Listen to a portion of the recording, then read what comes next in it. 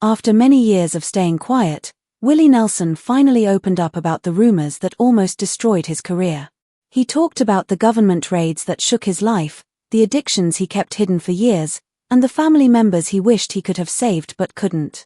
What surprised people the most was when he spoke about the fake news online claiming he had already died. Willie admitted that he understands why these stories keep coming back. He knows something the public does not fully see. His health has been declining faster than most people realized, and at 92 years old, he feels time pressing in on him. He said he wanted to tell his truth before it was too late. What he shared about his final years left fans around the world worried, emotional, and holding on to every word. Willie Nelson was born on April 29, 1933, in Abbott, Texas, a tiny farming town with fewer than 400 people. He came into the world during the worst years of the Great Depression, a time when hunger and fear were part of daily life. His parents, Ira Doyle Nelson and Murrell Marie Greenhaw, were still teenagers and struggled to survive by picking cotton, earning about $1 a day. That money barely kept food on the table. When Willie was only 6 months old, his parents divorced. His father left to look for work, and his mother moved to Oregon for factory jobs and rarely came back. Willie and his sister Bobby were left behind with their grandparents, William and Nancy Nelson. That early abandonment shaped him deeply. It gave him strength and independence, but it also left a quiet loneliness inside him that later poured into his music. The house they grew up in was small and simple, with no electricity or indoor plumbing. Life was hard, but steady. Their grandfather worked as a blacksmith and managed a small farm. Clothes were often made from feed sacks, and toys were whatever they could make by hand. A handmade coffin sat in the living room, reminding them that death was always close. Despite the hardship, their grandparents gave them discipline, love, and something that would change Willie's life forever: music. Gospel songs filled the house, and the Abbott Methodist Church became a place where Willie felt lifted and safe. He watched people sing together, felt the power of shared voices, and something inside him woke up. By the time he was 5 years old, music had taken hold of him. His grandparents ordered a guitar and ukulele set from a Sears catalog, a rare luxury in their struggling life. His grandfather taught him basic chords, and soon Willie was playing tunes at local Czech and German dances. Even as a child, he noticed people watching him. By age 10, he was performing regularly around Abbott and gaining confidence with every show. At 7, he wrote his first song. The church continued to guide him, shaping his spirit and wrapping his music in faith and warmth. These early experiences formed the sound and soul that would later make him unforgettable. Still, the pain of his parents' absence never left him. His mother's decision to leave became a wound he carried quietly. He grew up wondering why she never returned and what he had done wrong. That confusion turned into sadness and anger, emotions that later showed up in his voice. Willie would later say that people could hear his pain even when he tried to hide it. He learned about loss long before he understood love, and those feelings stayed with him throughout his life. Fame never erased them. It only gave him a way to turn pain into music. At 7, Willie wrote a song called My Little Red Top Pony after watching a neighbor's horse. He wrote lyrics on scrap paper while working long days in the cotton fields with his sister. The family often didn't have enough to eat. The work was exhausting, but music gave him a way to escape. His grandparents believed in his talent and signed both children up for music lessons through mail correspondence courses. Music became the thing that made the suffering easier to bear. Those cotton fields later gave his songs honesty, grit, and vivid imagery. School life was tied closely to the church. Willie sang in the choir, and Bobby practiced piano. Their grandparents had one rule: no playing outside until music practice was finished. That rule built discipline and a strong bond between the siblings that lasted their entire lives. They often performed together, switching between hymns and simple country songs. Their grandmother kept them grounded in faith and tradition, helping Willie balance the gentle side of church music with the rougher road he would later travel. At 9 years old, Willie joined local polka bands and earned $3 a night, which felt like a fortune. One evening, a bar fight broke out, and Willie was hit in the head with a pool cue, leaving him bleeding. It scared him, But it also taught him how dangerous the music world could be. He learned early that music could bring both joy and pain. By 10, he was playing at dances and fairs, performing songs like Stardust for tips. People saw his talent, but his family remained poor. During harsh winters, Willie had to pawn his guitar just to help buy food. Every time he lost it, he worked until he could buy it back. That guitar became a symbol of survival and determination. His grandparents believed in discipline. When Willie skipped chores, his grandfather punished him harshly. Yet the same man gave him a new guitar for his 13th birthday and told him to learn music instead of getting into trouble. That moment stayed with Willie. It taught him that pain and hope could come from the same place. The guitar became his safe place and the key to his future. By 17, Willie felt restless. He graduated high school in 1950 and married 16-year-old Martha Jewel Matthews that same summer. She was pregnant, and they had only $5 borrowed from a friend to pay for the courthouse wedding. There was no celebration, only fear and uncertainty. Willie was still dealing with the pain of his broken childhood while trying to build a family in deep poverty. He worked trimming trees and selling Bibles door to door. At night, he played honky-tonk bars for tips and beer. The stress destroyed the marriage. Arguments became violent, and their relationship grew dangerous. Those experiences left scars that later showed up in his darker songs. Their first child, Lana, was born in 1954, a year filled with fear and instability. The family faced repeated evictions and even lived in their car at one point. Willie hustled pool games to survive and pawned family heirlooms to buy diapers. Nothing felt secure, but music never left him. He briefly tried college, hoping agriculture would give him a stable future, but he failed and dropped out. Music was the only thing that truly called to him. Willie joined the U.S. Air Force in 1950, hoping it would give him direction, but an old rodeo injury caused severe back pain. He was discharged in 1951, an event he later joked saved him from being sent to the Korean War. He returned to Texas feeling lost but determined. He played nightclubs, worked radio jobs, and struggled constantly. In 1956, he survived a serious drunk driving crash that broke his jaw and knocked out teeth. With part of the settlement money, he bought a Martin acoustic guitar that became his most famous instrument. By 1960, Willie tried releasing his own record, but it failed badly.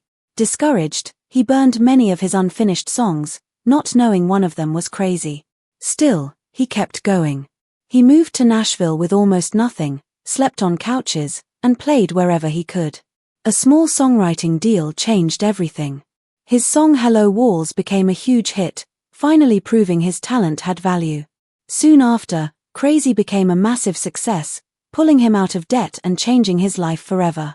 Even with success, Willie never forgot how close he came to giving up, and that truth stayed with him every step of the way.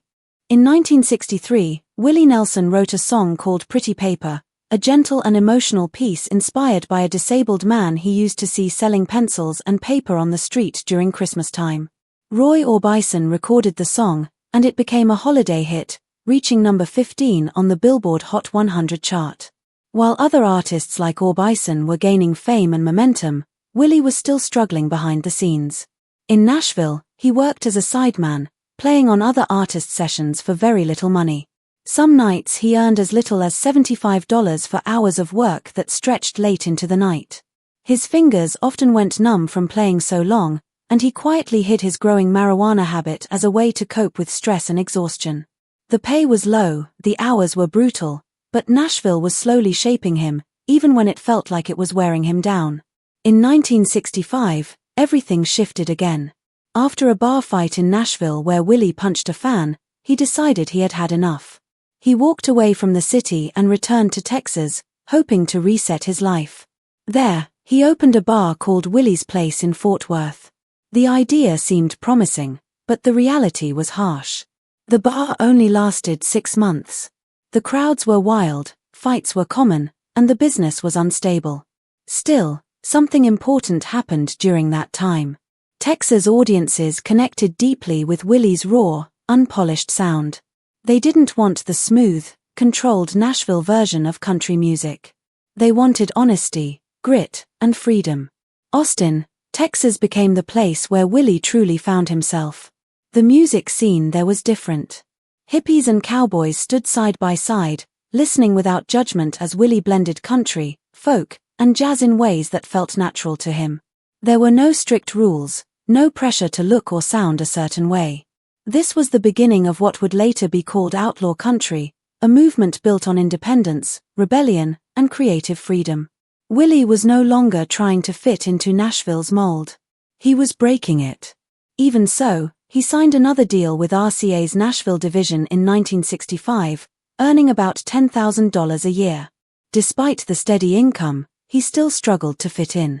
His 1967 album, The Sound in Your Mind, mixed traditional country with jazz influences and featured his unique gut string guitar tone. Many traditional country fans didn't know what to make of it. They found it strange and unfamiliar. But hidden inside that album was the early shape of the outlaw artist Willie was becoming, someone unwilling to compromise his sound or identity. While his music evolved, his personal life grew more complicated. He divorced his first wife, Martha, in 1962 after 10 years filled with chaos and pain. In 1963, he married Shirley Collie, a fellow musician. But the marriage didn't last either. By 1967, Willie had already begun a relationship with Connie Kepke. The truth came out years later in 1971, when Shirley discovered a hospital bill for their daughter Paula that listed Connie as the mother. The marriage ended soon after. Willie later admitted he had been with Connie for years before Paula was born. His growing success and tangled relationships fed into each other, adding layers of emotion, guilt, and longing to his songwriting. In 1970, Willie teamed up with Waylon Jennings, and together they captured something powerful.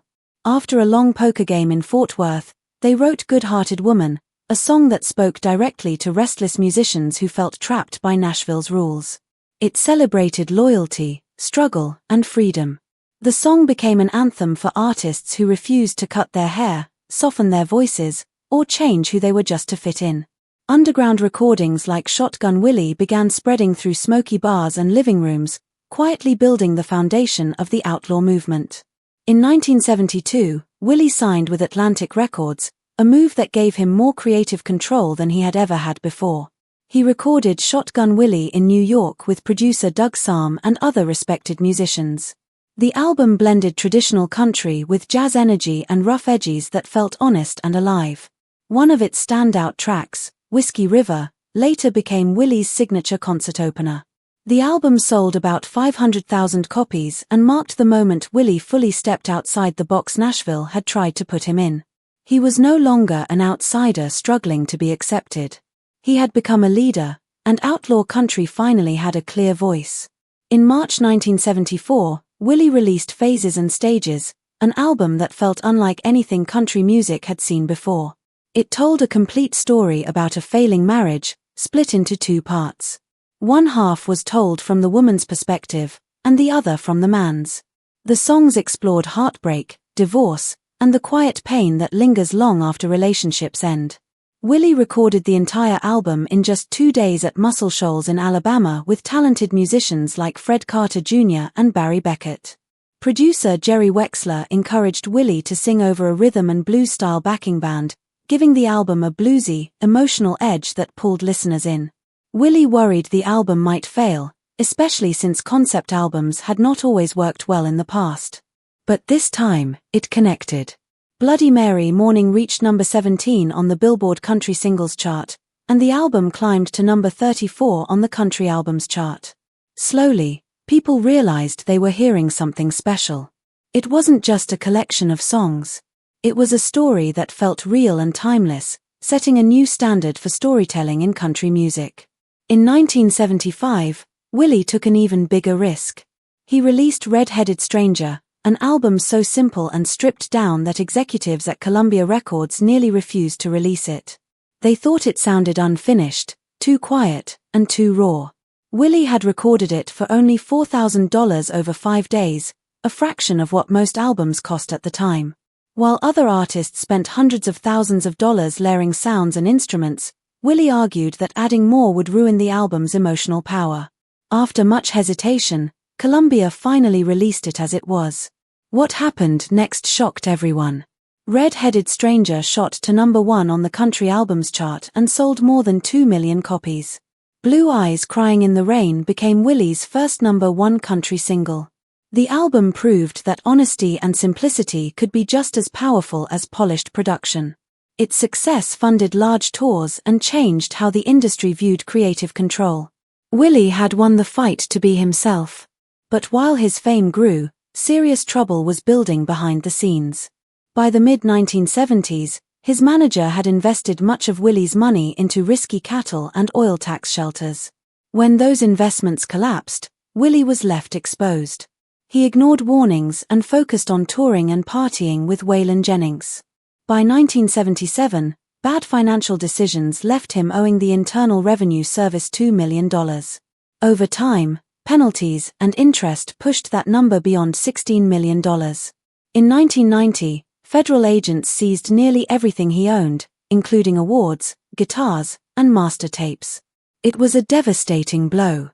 Fans stepped in, buying his belongings at auction so he could later purchase them back. The experience nearly broke him, but it also made him stronger. He learned how quickly money and security can disappear when trust is misplaced. Still, he kept moving forward, refusing to let the setback define him. In 1985, Willie joined Waylon Jennings, Johnny Cash, and Chris Christopherson to form the supergroup known as the Highwaymen. Their debut album was released in May of that year, and the title track Highwaymen reached number 1 on the charts for 3 weeks. They filled stadiums across the country, with each show earning around $1 million, split evenly among the 4 members. Despite their strong personalities and complicated pasts, their bond on stage was undeniable. Together, they represented the peak of the outlaw spirit in country music. Even before that success, Willie had written one of his most famous songs in a simple and unexpected way. In 1980, during a flight with director Jerry Schottsberg, Willie scribbled lyrics on an airline sickness bag. That song became On the Road Again. It captured the truth of life as a traveling musician, always moving, always chasing the next show. The song reached number 1 on the country chart, crossed over to the pop charts, won a Grammy in 1981, and earned an Oscar nomination. At the time, Willie was playing more than 150 shows a year, and the song turned the exhausting grind of touring into something joyful and meaningful. In 1984, Willie reached an even wider audience when he recorded To All the Girls I've Loved Before with Julio Iglesias. The duet became a global hit and introduced Willie to listeners far beyond the country music world. Suddenly, he was not just an outlaw hero or a country legend. He was a worldwide star, proving once again that his voice, his stories, and his honesty could connect with people everywhere. The song quickly became a huge success. It reached number 5 on the Billboard Hot 100 and went all the way to the top of the charts in Canada. Julio Iglesias' album 1100, Bel Air Place sold more than 4 million copies around the world, and the duet earned awards from both the Country Music Association and the Academy of Country Music. Willie made about $1.5 million from the song, and he used that money to buy his ranch in Luck, Texas. That moment proved something important to the music world. It showed that music did not need borders, labels, or strict categories. When 2 artists from very different backgrounds came together honestly, the result could lift everyone involved and reach people everywhere. The year before that success, in 1983, Willie teamed up with Merle Haggard to record Poncho and Lefty. The song was written by Townes Van Zandt, and at first, no one realized how powerful it would become. Willie's daughter Lana played the song for them, and after hearing Emmylou Harris sing it, something clicked. They felt the story deeply. The album Poncho and Lefty was released on February 5, 1983, and it quickly climbed to number 1 on the country albums chart, where it stayed for 8 weeks. It sold more than 3 million copies and earned a Grammy Award. The story of 2 drifting outlaws, told in a soft and haunting way, fit Willie's image perfectly. It felt honest, lonely, and real, just like much of his life. Even with all that success, not everything went smoothly. In 1986, Willie starred in the film Red-Headed Stranger, based on his famous album. The production felt troubled from the start. At one point, police raided his trailer and found marijuana, which caused filming to stop for a time. Willie did not panic. He laughed it off, returned to work, and even improvised lines that reflected his real-life struggles. The movie did not do well at the box office, but over time, fans began to see it as a cult classic. It became another example of how Willie's work sometimes took years to be fully understood. Willie never stopped experimenting with music. He refused to stay in one lane or follow expectations. In 2005, he released an album called Countryman, which blended country music with reggae. The project included well-known artists like Toots Hibbert, Eric Clapton, Jeff Beck, and Gwen Stefani. Many people were shocked by the idea, but even more shocked by the result. The album won a Grammy for Best Reggae Album. Very few country artists had crossed genres so boldly, and even fewer had been rewarded for it. It proved once again that Willie trusted his instincts more than rules. Alongside his music, Willie's activism was always present. In July 1985, Bob Dylan made a comment at the Live Aid concert about American farmers losing their land. Willie listened closely. By September of that same year, he helped launch Farm Aid in Illinois along with Neil Young and John Mellencamp. The goal was simple but powerful: raise money and awareness to support struggling farmers. By 2017, Farm Aid had raised more than $50 million. Willie closed nearly every concert, speaking directly to the crowd and urging people to care. During the 1980s, hundreds of farmers were losing their land every day, and Farm Aid became a lifeline. It showed the world that Willie was not just a musician. He was someone people trusted to speak up when it mattered. Then came one of the darkest moments of his life. In 1990, the IRS claimed Willie owed $16.7 million because of illegal tax shelters created years earlier by his management. Federal agents seized nearly everything he owned, including his home, his recording studio, and even jewelry belonging to his daughter. Willie spent 2 years sleeping on his tour bus. Some angry fans, who did not understand the situation, even threatened him. To raise money, he released an album called The IRS Tapes in 1991.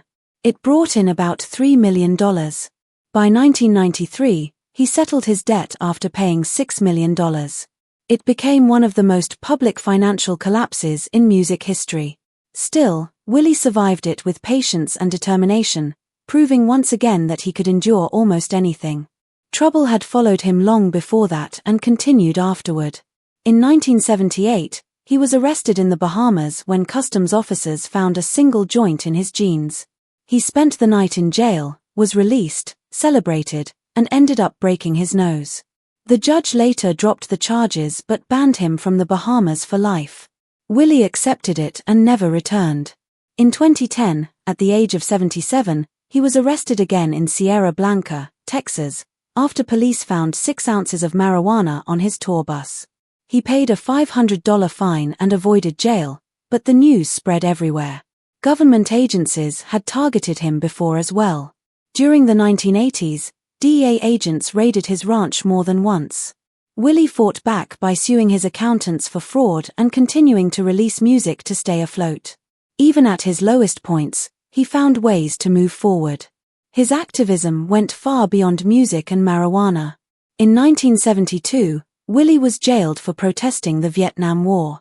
Later, he joined protests against nuclear energy and even faced arrest for opposing nuclear power in Texas. In 1990, he was stopped in Hawaii for having loaded guns in his car.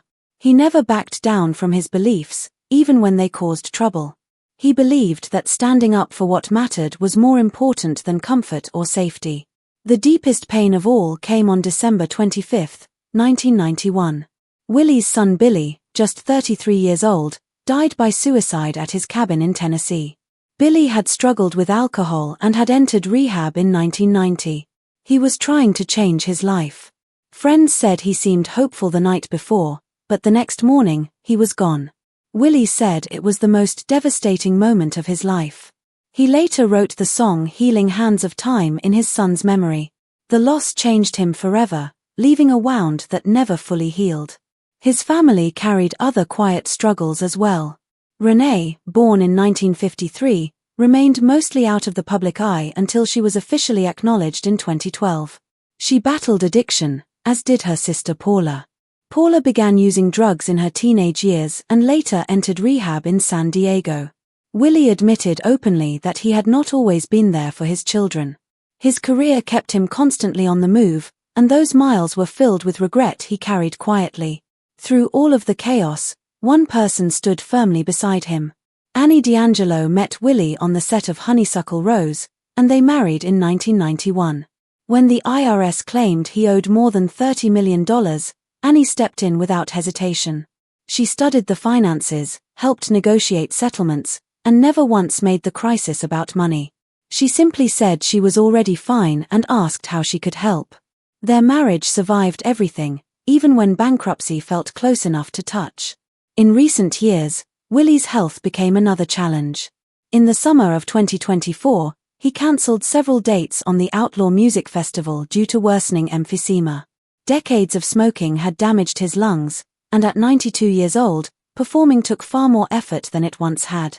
He had already stopped smoking marijuana in 2019 after pneumonia scares and switched to edibles instead.